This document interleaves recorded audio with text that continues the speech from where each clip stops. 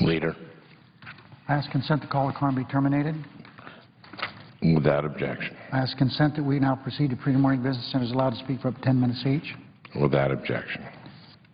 I understand there's a bill at the desk due for its first reading. The clerk will read the title of the bill for the first time.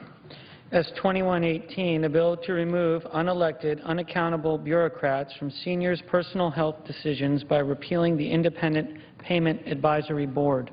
I ask for second reading, Mr. President, in order to place the bill on the calendar, but I object to my own request. Objection having been heard. Mr. President, I ask consent. The bill will will receive its second reading on the next legislative day. Mr. President, I apologize for everyone having to wait, all the staff, but we have things we've been working on, and we've made a lot of headway, a lot of progress.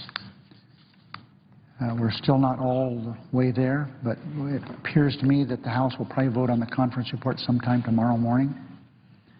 And that being the case, we'll see what we can do to expedite things here. I have the authority now to have the vote on the judge and the cloture vote, so we can do that at any time tomorrow. I'll notify the Republican leader, make sure it's convenient for everyone.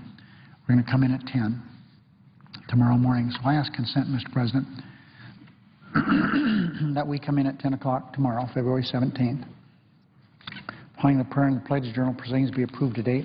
Morning hour be deemed expired. The time of the two leaders be reserved for the use later in the day. The following leader remarks, the Senate being a pre-morning business till 11 o'clock. The senators permitted to speak for up to 10 minutes each, with the time equally divided and controlled between the two leaders or designees, with the Republicans controlling the first half, majority controlling the final half. The following morning business, Senate resumed consideration of S-1813. I ask the secondary amendment deadline be at 10:30 a.m. tomorrow morning on that legislation. Without objection. So, Mr. President, well, there could be up to 4 votes tomorrow. If things don't work out, we'd have to have some of the votes later in the week. So we hope that can come to be. We'll notify senators the minute that we have some way of moving forward with everything. The 4 votes would be, of course, the cloture vote on the highway bill, Furman nomination. We might have to do cloture on the conference report and final passage of that. So we'll notify everyone what agreements we've been able to work out. I've been in touch with the Republican leader, and hopefully we can move forward fairly quickly tomorrow morning. So senators should expect a series of roll call votes tomorrow on the motion to vote cloture on the Reid Amendment and on confirmation of the Furman nomination. As I indicated, we also hope to consider the payroll conference report.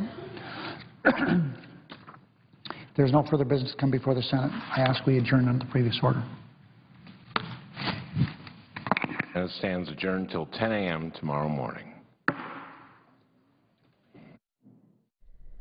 So the Senate has gavelled out for the day.